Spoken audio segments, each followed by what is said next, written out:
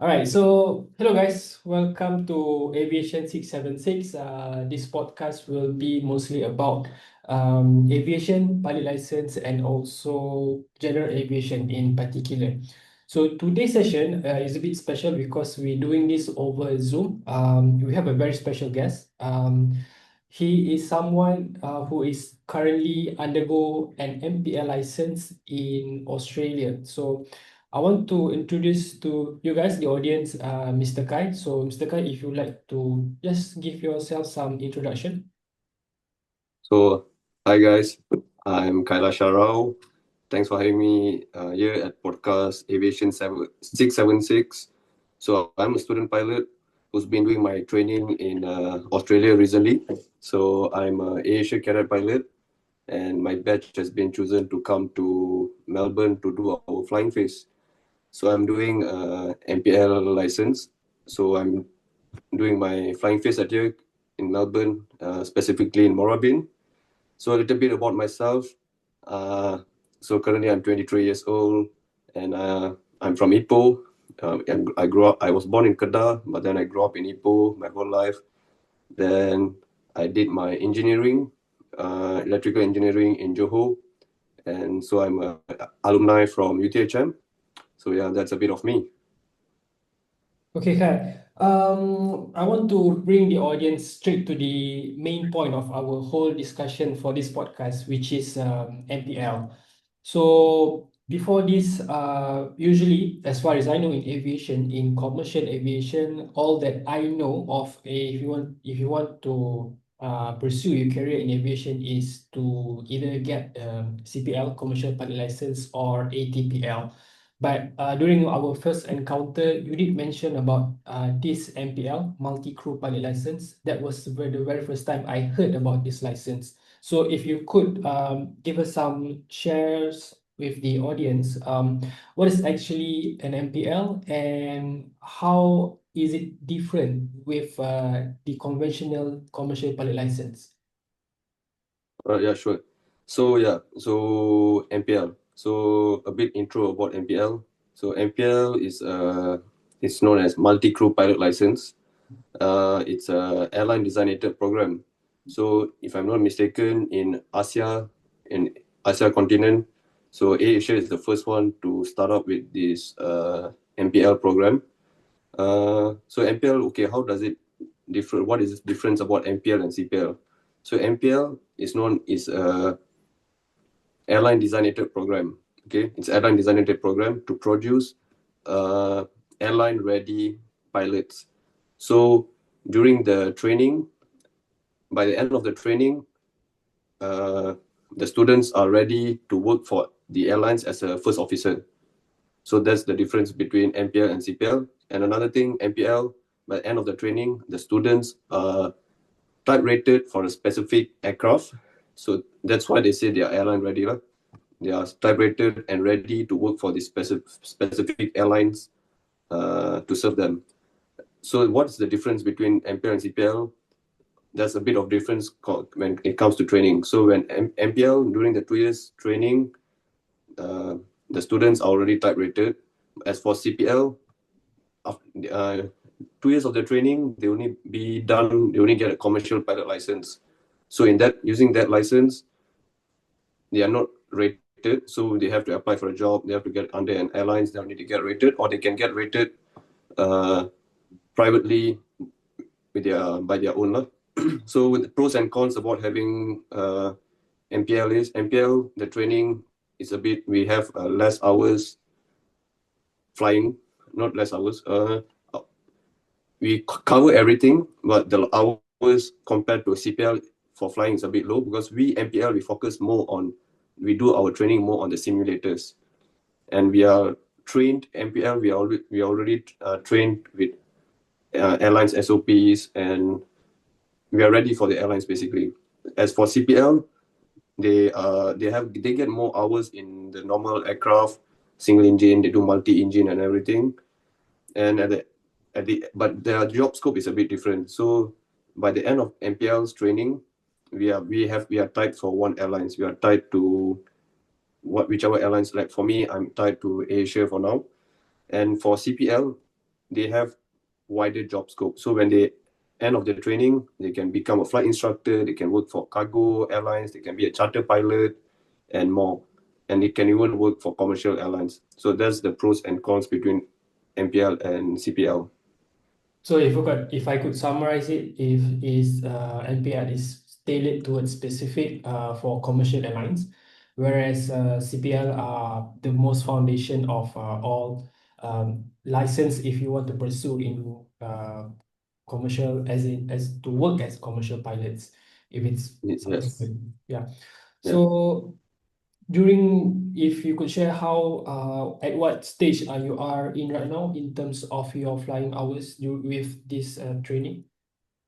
So in terms of my flying, in terms of my flying, now currently I'm so of course we have a few phases in our flying phase. We have the basic flying, then we do our circuits, then we do navigation.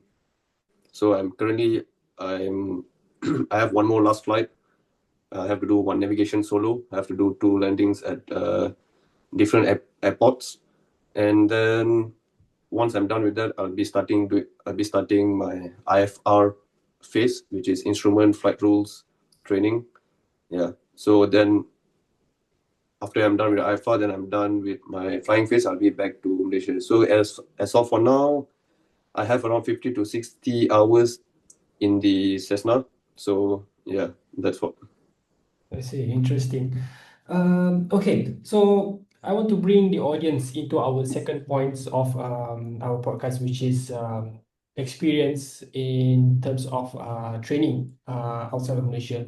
As far as training for pilot goes, the all that I know are there are some certain flying schools in Malaysia, but within Malaysia that I know, some in Johor, some in Melaka, and one in Langkawi.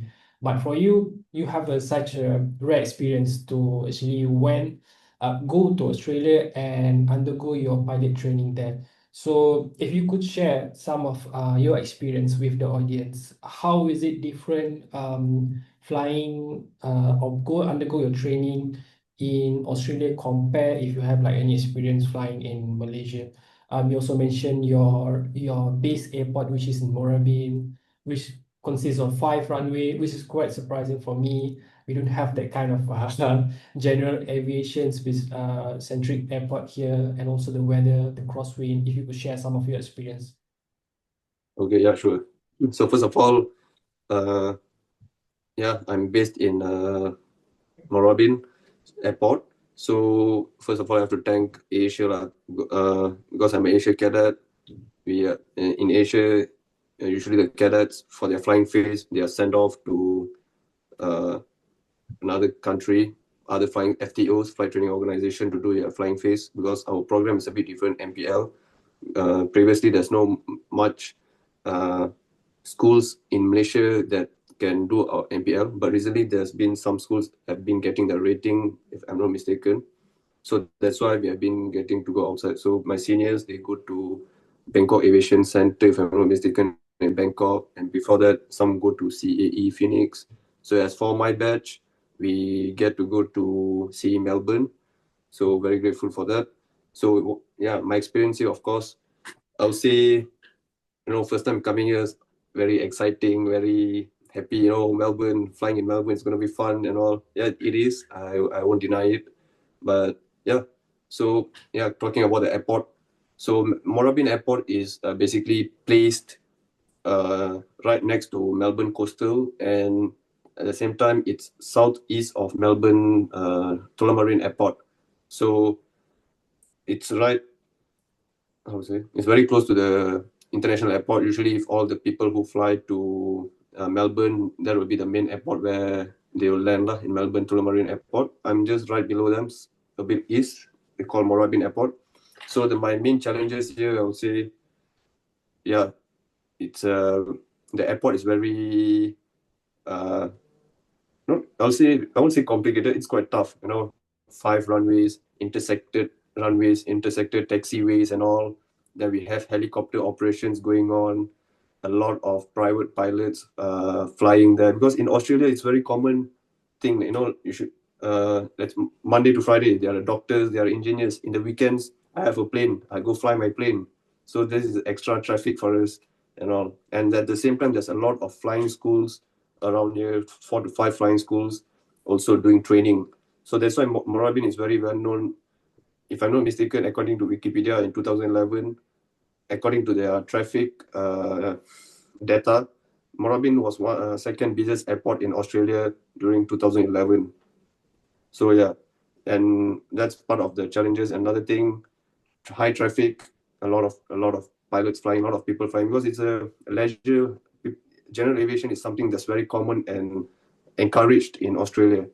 And yeah, another thing, of course, weather. The main challenges is, of course, the weather. For a beginner, it's definitely very tough, but along the way, we get used to it. So how's the weather? That's the wind that we get is pretty strong. Usually, on very windy day, it goes up to 20, gusting 40. We get crosswind of 20 knots, 22 knots, and we have tailwind and everything. So this wind varies a lot with how our flying goes. You go flying, then when the wind changes, of course, the runway will start changing, runway direction changes. We have to know how to manage our aircraft with these kinds of conditions. We have to be able to, we shouldn't let the aircraft to control us, but we have to be in control of the aircraft. So these are the challenges. As a beginner, of course, it's tough, but along the way, with instructors' help, very knowledgeable instructors here in Melbourne, they have very good flying skills, a lot of good knowledge, flying in different airspace, different kind of conditions. So this is what I think my experience here, and I'm very grateful that I got this experience here, because this is not something that we will get to see or be in a normal student pilot life. I see, I see. Must be very such a rare experience for you. Uh, Yeah. but how, in terms of navigations, for me, we should also have a license as well. But as a private pilot license, I do fly sometimes from Subang to Ipoh and Subang to Bangkok. But I mean, Melbourne, Australia, the place that you are currently going undergo training, like, could you share your experience doing nav over there? Do you have experience? Are there such runway where you need to land in remote airports, or are there any? Do you need to land in grass strip runway? How's the navigations training over there? All right. So yeah, for navigation, it's pretty fun. We have a lot of routes. That's the best part. We have a lot of routes. We have routes to the east. We have routes to the west. We have routes to the north. So usually, the common routes that we use is to the east and the west. So to the east, usually the airports that I've been to for my training, I'll say I've been to Latrobe Valley, I've been to Yaram, I've been to Leongatha, and to the west, Colac. Then we overfly Avalon International Airport and all. So it's pretty fun when we go to because in Australia it's very common thing where they have a lot of airstrips and yeah, a lot of airstrips because the the state itself is very big, and a lot of people here they even use aircraft for their farming purposes, agricultural purposes. So they have crop dusters and all. So that's actually part of our threat. As a pilot, you have to manage your threats. So they are as part of our threat. Sometimes they don't do their radio calls. We don't know where. We have to be always be aware of the traffic and all. So there's a lot of crop dusters and everything. At the same time, yeah, as you asked me, I've landed in according. I've never landed in any grass runway yet, but I've landed on gravel runways. Gravel runways basically runways where it's only sand. It's they call, yeah, it's paved by sand, not cement or tar. It's just sand. It's very fun. You feel like sometimes you feel like flying a tractor on top of that. It's very fun, yeah. So I've been to these few airports, and along the way to the east and to the west, a lot of beautiful views, coastal views, a lot of nice. You can see a lot of cows and all. It's like, something like give you the Kundasang vibes like that, but it's better than that. Yeah. I'm sure you have a lot of Instagram worthy pictures taken while you're flying over there. So Yep. okay, so I want to bring our audience to our last point, which is leaving Australia. So for me, I do have also have experience living in outside of Malaysia as a foreign student.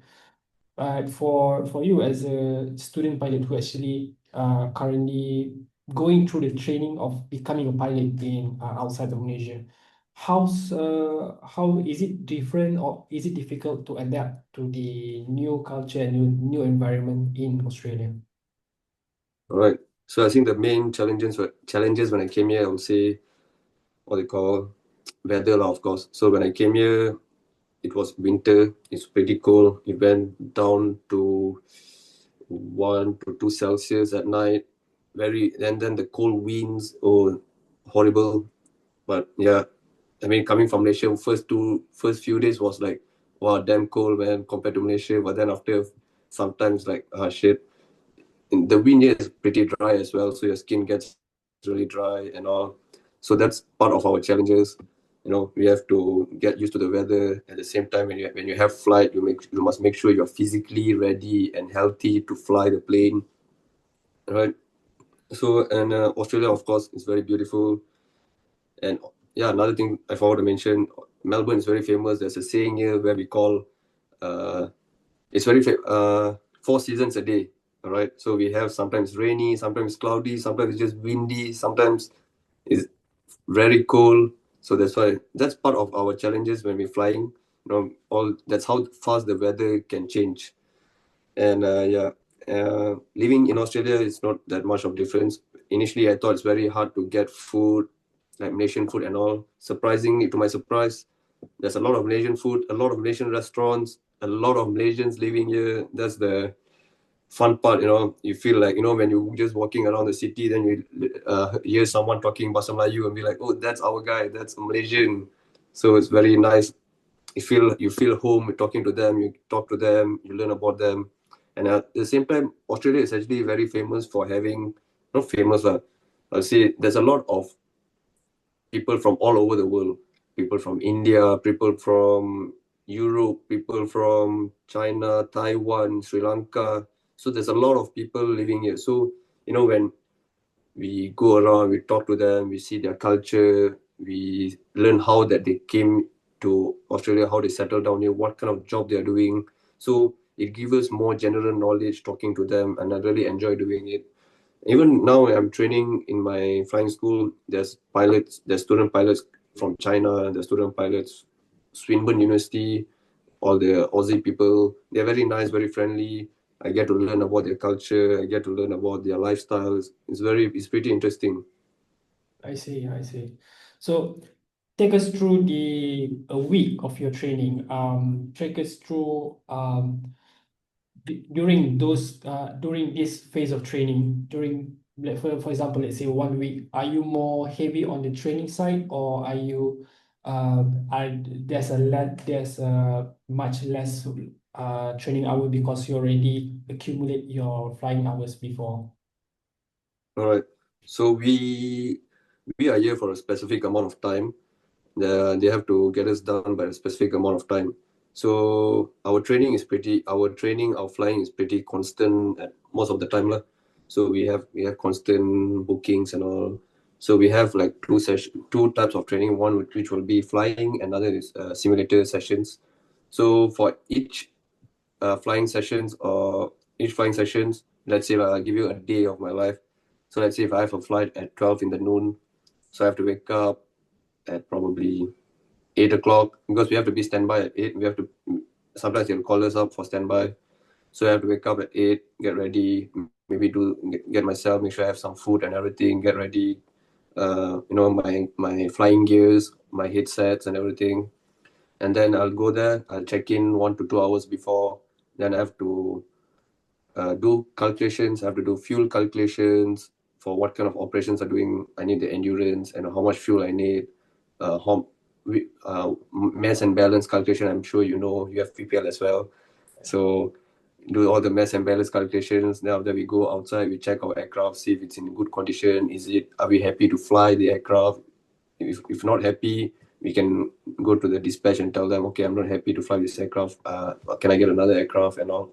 So yeah, that's usually part of my day. Then after flight, usually I come back. We go for 1 or 2 hours of flight. it's just very tiring, you know, like very whole body, mentally, physically, you feel very tiring because you're doing so many operations up there, and then when you come down, yeah, you just want to I'll have some food, sleep, maybe take a nap, then night start studying again for the next day or whatever I have the next day. It's just basically a lot of studying, yeah. I see, I see. Must be very, very tough for you, but must be very something that you like. So I guess you have a lot of fun over there. So Yeah. that's it, guys. That's the end of our podcast. But if I could, I would like to ask you, as someone who already undergo pilot training over there, if you could give some advice to any young aspiring cadet pilots or anyone who are interested to try their career in aviation, if you could give some advice to them. Oh yeah, sure. So I'll give advice I'm as a student pilot. I'm not a commercial airlines pilot yet, even though I'm an Asia cadet, but I haven't have experience in a jet engine yet. So this is my perspective as a student. So as a student, of course, it's gonna be very tough. It's gonna be very tough. It's gonna be challenging, of course. But even there'll be a day where you'll have your lows and highs. There's even days where you feel like, oh, you know, when you fail a flight or what, you come back, you just feel like, oh, am I not meant for flying? Is this thing not for me? But the day that you start to overcome that feeling, that mindset, whatever you went through, once you overcome it, you'll just keep on progressing. You'll go up, up, up. So, but another thing to remember, even though when you're going up, when you're getting higher up, make sure we have to stay humble because aviation is actually not just something to enjoy and fly, but you can learn a lot of life lessons. One risk can cost millions of life, or another thing, even during the COVID-19, a lot of people lost their job. So these are the things why I say in aviation, if you be humble, you will grow. And another thing, of course, for young students, you have to be resilient, have a good mindset. You have to be mentally strong, physically strong, and of course, when you want to join a flying school, please do proper research, get your facts right, choose proper flying school because you know not all the flying schools are legit. Some, if not just in Malaysia, some even in Australia also. There's some flying schools where you know when they open up, they don't have a proper background, and then they close down. You know, as a students, for the younger ones, usually the parents are going to be paying, the family are going to be paying. It's a lot of money and time that's going to be invested. So take your time, do proper research, get all the information you need. Then when you're confident, then you enroll and invest all your time and money into it. Some people, they just rush into it. No rush. All of us have time. Take your own time, but do it right. So that's my advice for the people who wants to be a pilot. I hope I help them to answer their question and share whatever I'm going through here. I hope it's useful for the others. Yeah. All right, that's it, guys. Thanks so much for your time, Kai, and we wish you all the best. Hope to see you soon if I ever encounter you for any Asia or any airline in your future. So that's it for today, and we will see you guys on the next podcast. Bye bye. Thank you.